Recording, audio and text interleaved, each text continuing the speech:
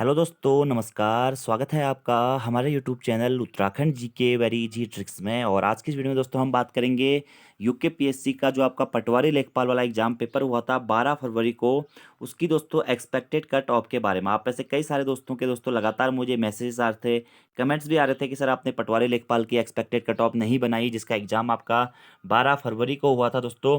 तो उसी के संबंध में दोस्तों आज मैं आप लोगों के लिए वीडियो लेकर आया हूँ।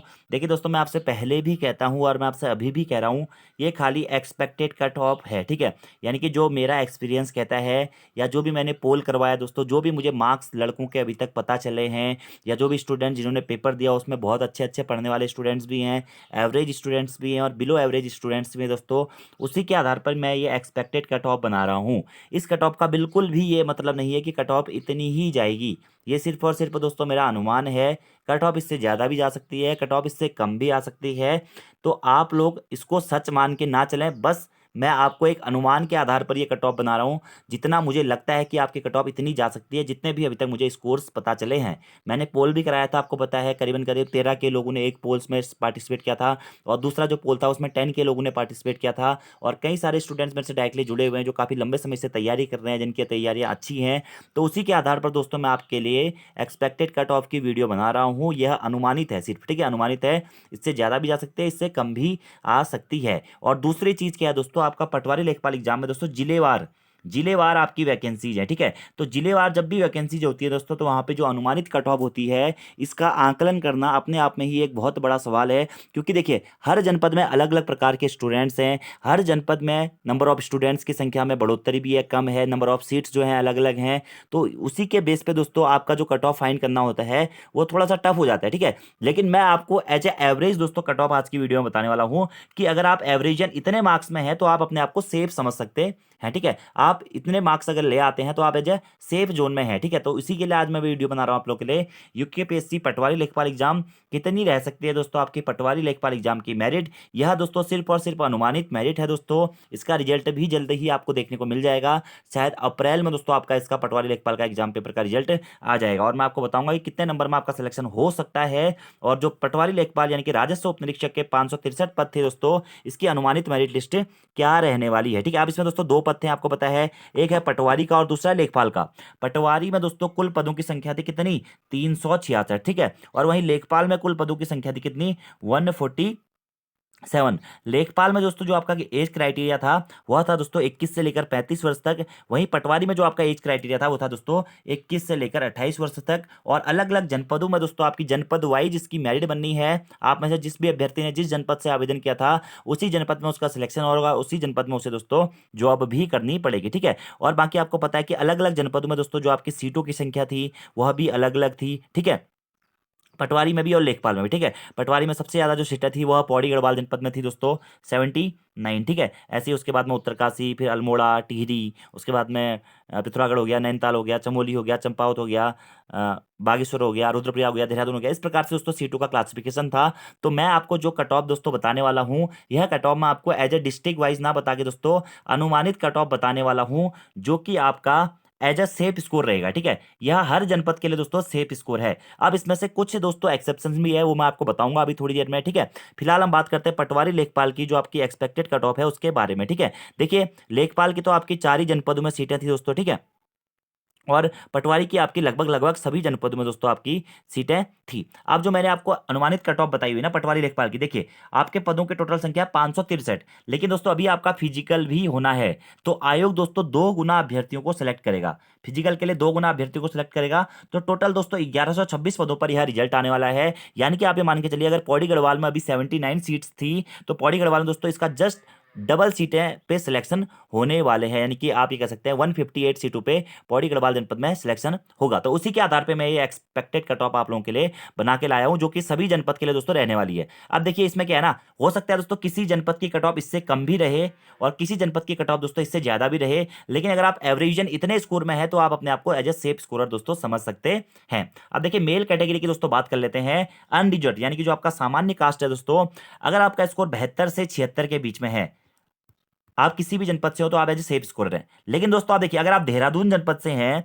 और अगर आपने पटवारी का फॉर्म भरा हुआ है तो देखिए देहरादून में आपको पता है कितनी सीटें हैं, 9 सीटें हैं पटवारी की। तो आप ये मान के चलिए देहरादून के लिए दोस्तों कट ऑफ का क्राइटेरिया थोड़ा सा बढ़ जाता है 78+। ठीक है, 78+ अगर आपने देहरादून से फॉर्म भरा हुआ है तो, क्योंकि देहरादून में अभ्यर्थियों के काफी अच्छे अच्छे नंबर्स भी आ रहे हैं। देहरादून में हो गया, हरिद्वार में हो गया, नैनीताल में हो गया, अल्मोड़ा में हो गया, पौड़ी गढ़वाल में हो गया, और जनपदों में भी दोस्तों स्टूडेंट्स है। देखिए मुझे जो अभी तक टॉप स्टूडेंट मिला है वो है 83 मार्क्स वाला। ठीक है, और 81 वाले भी हैं, 80 के आसपास वाले भी हैं। देखिए 75 से 78 के बीच में एवरेजन अच्छे स्टूडेंट्स हैं जो कि काफी लंबे समय से तैयारी कर रहे हैं। और मैक्सिमम जो भीड़ है दोस्तों वो है आपका 68 से 75 73 इसके बीच में। ठीक है, तो इसमें काफी सारे स्टूडेंट्स हैं, तो उसी के आधार पर दोस्तों मैंने आप लोगों के लिए कट ऑफ बनाई हुई है। अब देखिए बहुत अलग अलग स्टूडेंट्स ने अलग अलग जनपदों से फॉर्म भरा हुआ है, तो कहीं कम ज्यादा ये चक्कर तो दोस्तों चलते रहेगा। लेकिन अगर आप अनरिजर्व हैं, सामान्य कैटेगरी में हैं, और अगर आपका स्कोर 72 से 76 के बीच में है, आप किसी भी जनपद से हैं दोस्तों, तो आप अपने आप को एज अ सेफ स्कोरर समझ सकते हैं। पटवारी और लेखपाल दोनों के लिए दोस्तों मैं बात कर रहा हूं, क्योंकि देखिए अब मैंने 72 से 76 इसलिए लिखा ना, क्योंकि देखिए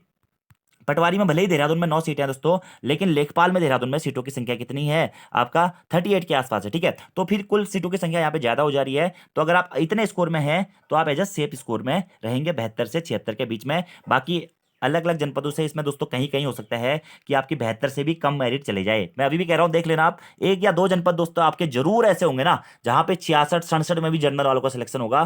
तो वो आपकी किस्मत है कि वो कौन सा जनपद है और किस जनपद से आपने फॉर्म भरा हुआ है। आपने देखा होगा वीडियो दोस्तों 2016 में जो हमारा जनपद वाइज हुआ था, 2018 में इसका रिजल्ट आया था। नैनीताल जनपद से दोस्तों जो कट ऑफ गई थी वो गई थी 62। ठीक है, और अदर जनपदों से जो आपकी कट ऑफ गई थी 73 74 ऐसी कट ऑफ गई हुई थी दोस्तों। तो ऐसे ही दोस्तों अनुमान यहां पर भी जाने के चांसेज है, तो हो सकता है कि कहीं इससे कम भी हो जाए, लेकिन एवरेजन मैं आपको ये बता रहा हूं। ठीक है, ऐसे ईडब्ल्यूएस की बात करें दोस्तों कि अगर आप 67 से लेकर 71 के बीच में है तो आप अपने आप को एज ए सेफ स्कोरर समझ सकते हैं। ठीक है, ऐसी ओबीसी दोस्तों अगर आप 68 से 72 के बीच में है, वैसे ओबीसी और जनरल में आप ज्यादा अंतर दोस्तों आ रहा है नहीं, लेकिन तब भी आप 68 से 72 के बीच में है दोस्तों, तो आप अपने आप को सेफ समझ सकते हैं। लेकिन इसमें भी दोस्तों कुछ जनपद जहां पर ओबीसी की सीटें बहुत कम है, जहां पर ओबीसी की सीटें बहुत कम है दोस्तों, तो वहां पर ये जो कट ऑफ है थोड़ा सा बढ़िया यहाँ पे बढ़ जाती है, फिर आप इसको 74 तक दोस्तों ले जा सकते हैं। ठीक है, एससी की बात करें, अगर आप 64 से 68 के बीच में है दोस्तों, तो आप अपने आप को एज अ सेफ स्कोरर समझ सकते हैं। ठीक है, और एससी में भी दोस्तों अभ्यर्थियों के काफी अच्छे खासे नंबर्स दोस्तों बन रहे हैं। ठीक है, अब वही है कि किसी जनपद में अगर सीटों की संख्या कम है तो, और वहां पर दोस्तों बहुत कम है, 1 या 2 सीटें हैं, तो वहां पर ऑब्वियसली बात है दोस्तों जो आपकी कट ऑफ है थोड़ा सा ज्यादा जाएगी। ठीक है, लेकिन अगर आप 64 से 68 है या 70 के आसपास में है तो आप अपने आप को एज अ सेफ समझ सकते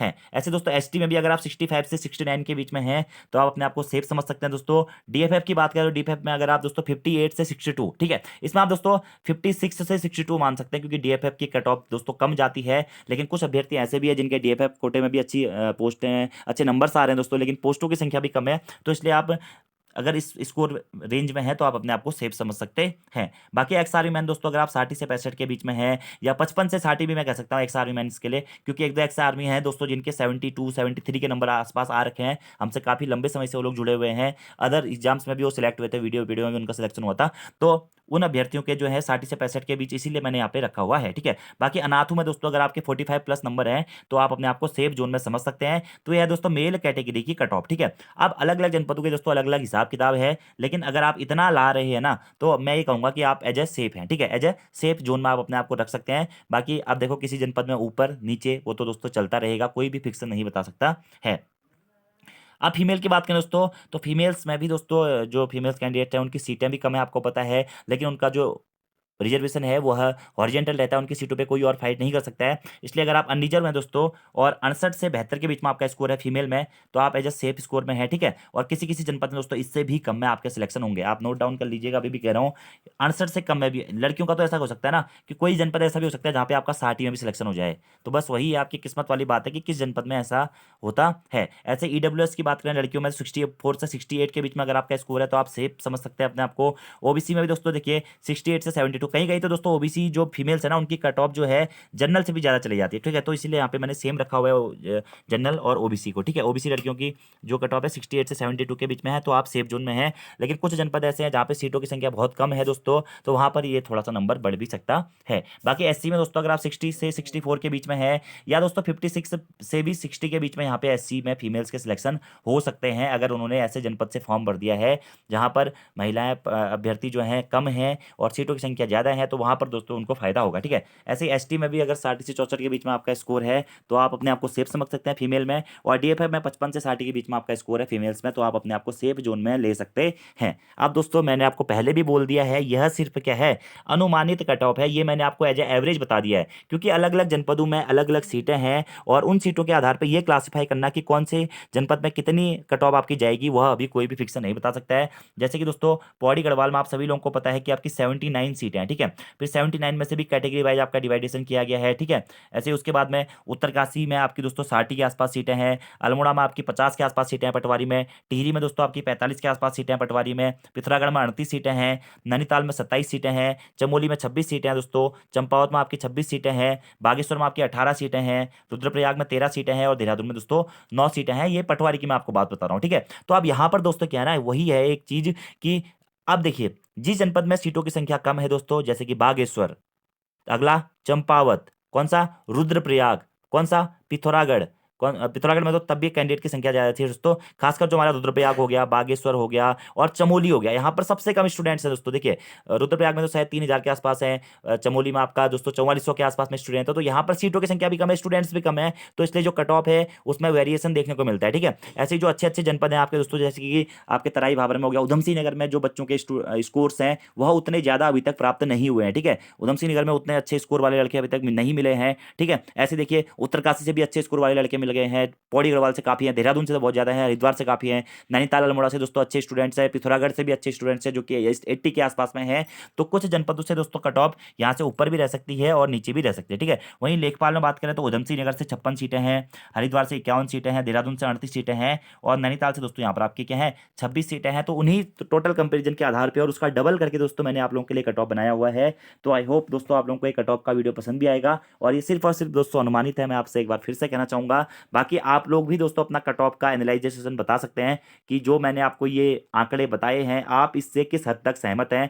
मैंने दोस्तों ये आंकड़े अपने पोल के आधार पर, अपने स्टूडेंट्स के आधार पर, जो भी अभ्यर्थी हमसे काफी लंबे समय से जुड़े हुए हैं उनके आधार पर आपको बताए हैं। तो आप लोग यहाँ पे देख लीजिएगा, अगर आप इस जोन में आते हैं और आप किसी भी जनपद से हो दोस्तों तो आप अपने आप को सेफ समझ सकते हैं। बाकी दोस्तों देखिए जिले वाइज में क्या होता है कि आपकी किस्मत, ठीक है, बहुत बार ऐसा होता है कि आप एक बहुत अच्छा स्कोर करने के बाद भी सिलेक्ट नहीं हो पाते हैं। अब हो सकता है दोस्तों किसी जनपद की कट ऑफ 60 मतलब 65 चले जाए और कहीं की चले जाए 78, तो 70 उसके बीच में जो अभ्यर्थी होगा उस जनपद से तो वो जरूर सोचेगा कि यार मेरी किस्मत ही खराब है। तो वही चीजें दोस्तों डिस्ट्रिक्ट वाइज में होता है, आपकी किस्मत का खेल आप बचेगा यहाँ पे। और दोस्तों आपको मैं एक चीज और बता दूं, पटवारी लेखपाल का जो एग्जाम पेपर आपका हुआ है ना, इसमें 4 से 5 प्रश्न दोस्तों ऐसे हैं, मैं अभी भी बता रहा हूँ, जो या तो डिलीट होंगे या फिर उसके आंसर चेंज होने की संभावनाएं हैं, ठीक है। मैक्सिमम चांसेस डिलीट के हैं। और अब दोस्तों क्या हो रहा है कि आयोग अगर क्वेश्चन डिलीट कर रहा है ना, तो आयोग सभी को उसके नंबर नहीं दे रहा है, आप ये चीजें याद रखिएगा। आयोग उस क्वेश्चन को डिलीट कर दे रहा है, जैसे कि आपके 5 क्वेश्चन डिलीट हो गए तो आपके कितने बचे हुए दोस्तों, 95 आपके क्वेश्चन बचे हैं, ठीक है।